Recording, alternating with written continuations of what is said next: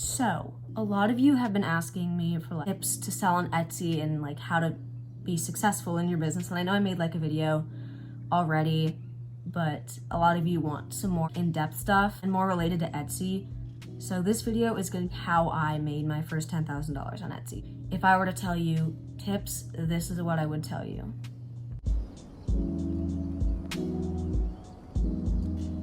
So for those of you that don't know me, I'm Taylor. I started Boardwalk Beads about a year ago in July 2019 when I was 13. I'm now 14 and I've managed to make 7,713 sales as of right now on Etsy and build 57.1 thousand followers on Instagram. We're going to ignore the fact that I literally look dead because this was after school, so I was like really tired. Okay, thanks. So obviously Etsy takes a lot of fees, which kind of sucks, but the thing that I like Etsy and why I still use Etsy is because they make it so easy to like manage everything. Everything is super easy, like look at your statistics and like print orders out. They make it so easy and it's free unless you like want to update your like Etsy subscription, but it's free.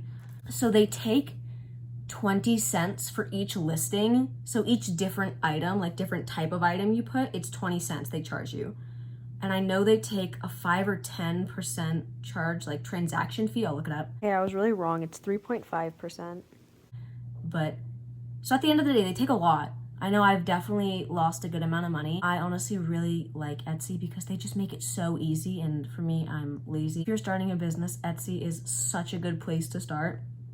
Another thing I like Etsy for is they generate people to your shop. Like people go on Etsy looking for things and that's how a lot of people will find out about your shop. So Etsy basically gets you customers for free. So I definitely like it for that reason because you not only can push your shop like through social medias, but you can also use Etsy like themselves. So that's definitely really good if you want to start off because that's how a lot of people will end up finding your shop. My first tip, this is probably like the biggest one. I'm just gonna like, first one, biggest one, is make sure you take quality photos. If your product photos aren't good, then you're not gonna sell anything. And I know cameras and stuff are expensive, but you can use your phone. You just have to know how to edit them right. Because if you can edit your photos in a way that makes them look super high-end and nice, then people will click on your stuff and they will buy it. I'm gonna be making a whole separate video on like photo techniques and like editing techniques and how I do my product photos, in case anyone's wondering. So that video will be up probably in the next week or two, sometime around there. But make sure the lighting is good. I feel like key lighting is probably the biggest thing in like product photography. So if you have good lighting, then the rest is easy. Another thing that's really good on Etsy is, what was I gonna say? Oh my God. Okay, yeah. So another really good thing about Etsy is that you can see what a lot of other people are doing and kind of don't copy them obviously, but use them as like an idea of what works well for other people and maybe that'll work well for you. Like if you see like certain product photos with like super good lighting are working well for other people, then you know that, you have to take some better product photos. Or if you see that someone is just doing something, whether it's like making their descriptions really nice or making the names of their items really nice. Sorry, my dog's literally barking. As an example to grow your own brand, because look what works for people and what doesn't work for people, if that makes any sense. So a lot of you already have an Etsy shop and you're wondering, okay, how do I get noticed on Etsy? So you're gonna wanna do some good research of products, like what is coming up on your recommended page, what keywords are people using that get the searches and that get people to look at your shop. There's not really a good example of this that I can think of like the top of my head, but definitely do some research, see what the top like searches are and then include that somehow in your description or your title. So when people search for that thing, let's say boho gold necklace or something like that, if you include some of those keywords in your thing, when people search that up, your products will come up and that's what you want. And another super, super good one, when you go to make a listing on Etsy, they'll give you an option of listing 13 hashtags. You have to do it. I know it's like optional or whatever, but you really should do it. And don't make it like random hashtags. If you're selling jewelry, why would you make a hashtag like hashtag keychain? Make it like specific to your product. Let's say you're selling like a golden chain necklace or something like that. You want your hashtags to be like hashtag gold jewelry, hashtag gold necklace, things that relate to your product, which will also help people find your shop in the searches. People don't know about your shop. They're not going to search up your shop's name. They're just going to go looking for items that they might like. So what you're going to have to rely on is what you use in the listing. So this all kind of wraps up to basically say that the quality of your listing is the most important thing. How you name it, the description, the photos. So the listings that you do are probably the most important things. Well, something else that's super good is when you get reviews on your shop. You're obviously going to want reviews, and you're going to get positive and negative reviews over the time. It's just how it is. So don't be bummed if you get one bad review and you want to cry. I know it's tough, but you have to focus on the good. But what you want to do is you want to get people reviewing your items. So the more reviews you have, people look and they think, okay, this is a trustworthy brand. So what I do and what you guys can do is you have to entice the buyer to do a review. So for me, I do review raffles every month, and for each review someone writes, they get one entry, and then I just draw out of everybody that's reviewed that month. So it's kind of me giving buyers that little push to add reviews to my items. So that's why I have so many reviews. I think I have 850 right now or something like that. The more reviews, the better, because people see that you're reliable and you're real and you're not a scam, which you definitely don't want them to think you're a scam. Another really good thing to have in your back pocket is a good social media account. I definitely recommend having an Instagram account, but another thing with an Instagram account, you have to have good pictures. If you don't have good product photography, then you're not going to get followers and no one's going to care. So don't just go to your carpet and slap the jewelry on the floor or the stickers or whatever you're selling on the floor and take a picture of it. You have to take photos into consideration. People love cute Instagram feeds. My main way of marketing my Etsy shop is through Instagram. So of course I want to have pretty good pictures. I think I have pretty good pictures. Obviously they're not perfect. Nothing has to be perfect. But you're going to want to really focus on your Instagram and the quality of that too. Make it cohesive, make it look nice. Same with your Etsy shop. You want to have a nice logo and maybe make an Etsy banner, which are the little things on top of the Etsy shop. But the more cohesive it looks, the more people will look and say, whoa, this looks really legit. And then it just gets them interested. And it's kind of like a psychology trick in a way, because people see aesthetic looking feeds and this and that, and they just get more interested, which eventually leads to buyers. So definitely pay attention to your Instagram and the aesthetic you have going on, because that could play a good part in it. Now, if you've had an Etsy shop for a while and you're still not seeing sales and you've done all this stuff and you still really don't know what to do, look into Etsy ads and Instagram advertisement, Pinterest advertisement. I know it can get pretty costly, but you don't have to spend a lot of money on ads. So I personally haven't done it because I just haven't gotten around to it. But if you're really struggling with sales and you've got good photos, you've got good listings, you think your Instagram's pretty put together, then you can resort to advertisements and make them look nice, because if they don't look nice, again, no one's going to buy them. You want people to look at your products and think, whoa, those are pretty. There's one business I follow, acs.aesthetics. I'll link her right here. Her feed is so gorgeous. So take her as an example. Her feed is so put together. It is so pretty. The colors go together.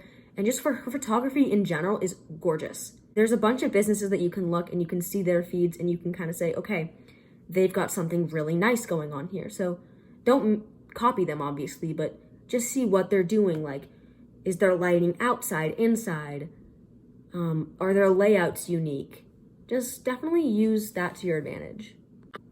Now, when it comes to collabs with influencers, I've done a couple. I'm personally not doing them right now. They're a good way to get your stuff out to people and get some cute product photos. But if you're a small account, I would not recommend it. It's okay. You can get some good photos out of it, but if you're a super small account, can't afford to give stuff out, I wouldn't stress over it. Just get your friends to model and get your friends to take some pictures with it, Use the resources you have around you before you go and send things all across the country. Another tip I'd have is definitely focus on your packaging, because although it's not something that'll get people necessarily to buy it, it'll get them to possibly come back. So I'm actually taking a marketing class at my high school right now, and I've actually been paying attention in that class for the first time. And one thing the textbook said, which actually really it kind of just opened my eyes, and it said a business needs to rely on the customers that keep coming back. So if you can get people to keep coming back for more to your shop, then that's just, customers that'll keep coming back. That's what you want to aim for. That's investing in your packaging. Like, I have a packaging video if you want to go watch that. I say where everything's from, and I've heard from a lot of people that my packaging is pretty cute, and it's not that expensive, because what you definitely don't want to do is overinvest in packaging. And overinvesting, an example would be like spending $100 on packaging when you've only had like 20 or so orders. You have to be realistic with your expectations. Another thing you could do, again, if you're aiming for those returning customers that just keep coming back, is something that I started doing about like a week ago, and give them coupons. Coupons and sales are definitely a great way to get actual sales, because people are like, oh, they see that 20% off sign or 25% off sign, and they're like, okay, I want it because it's on sale. So let's say someone buys from your shop and you send them over a message on Etsy. Thanks so much for your order. Here's a coupon if you ever want to order again. You want them to just keep coming back, because loyal customers are the best type of customers. Something you definitely don't want to do is go around and go to other businesses and stuff and not try to steal their customers. That's not the right wording I'm trying to use here, but how do I say this? I'm gonna use an example. There have been a couple businesses that I know of. They kind of just go around and follow people and DM them, hey, I don't have any sales. Can you buy from me? I really just haven't sold anything. Do not do that. That is the worst way to market, because what you're telling the buyer or the maybe future customer is that you're not confident in the products you sell and no one wants them. So you're basically going to a potential customer saying, no one wants to buy my products. Can you feel bad for me? You don't want that image. You don't want to be cocky, of course, and be like, everybody loves me. But you want to be confident. Don't reach out to people and beg for orders and beg for sales. You have to earn that on your own. Otherwise, people are just going to think you're another small brand, just trying to get pity sales. Another good tip in order, this is not really Etsy related this is just business related in general. One thing you'll probably want to do is keep track of your spending, which I have done a horrible job when it comes to keeping track of how much money I spend on things, which I regret. I regret from day one that I haven't kept track of things, but keep track of how much you're spending so then you can compare it to how much you're making. And if you're not making any profit, then you need to reconsider your pricing or reconsider how much you're spending. Because you obviously want to make profit, but you don't want to overprice your products either. But also you don't want to underprice your products. If you're putting time in and money in to make these things, do some research on Etsy and see what things are selling for. How much money could I make off of this without necessarily overpricing it? So that's definitely something you can use other shops for. I suck at this. Oh my God. I can't even English. And probably the last thing I have to say for this video, don't focus on the numbers. It can be so easy to let the numbers get to your head, whether you're gaining followers, losing followers, getting sales and stuff. Really, you just have to focus on the quality over quantity.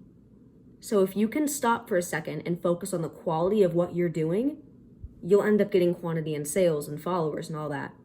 But first you kind of have to sit back and just clean everything up, make sure you're doing the best you can. So those are all of the tips that I can come up with off the top of my head right now. I definitely want to make more business videos like this because I love them, and I know I'm not the best speaker when it comes to things, but I try my best. So hopefully you found something in this video helpful and you can learn and grow. If you ever have any questions from me, feel free to message me on Etsy. Don't ever DM me on Instagram if you have an urgent question, because I get so many DMs. I physically cannot answer them all. So if you ever really need to get in touch with me, you can email me at boardwalkbeadsco@gmail.com, or you can message me on Etsy. Those are my tips. So if you guys found this helpful, or if you want more videos, again, I want to do a photography tip video and just other business related videos because I like making them probably best out of anything. So comment down below some more ideas, because I really need some ideas. And make sure you subscribe, because literally hitting the subscribe button is free. It costs you nothing, but it really helps me. So please subscribe, and I don't care if you like this video or not, but just hit the subscribe button, and you can always unsubscribe when you want to, so it's literally not even a hassle. If you don't want to turn your notifications on, don't turn your notifications on. Just subscribe. It's not that big of a deal. But yeah, make sure to watch my other business videos. I know I'm literally rambling. Okay, I'm gonna shut up now. I'm so sorry.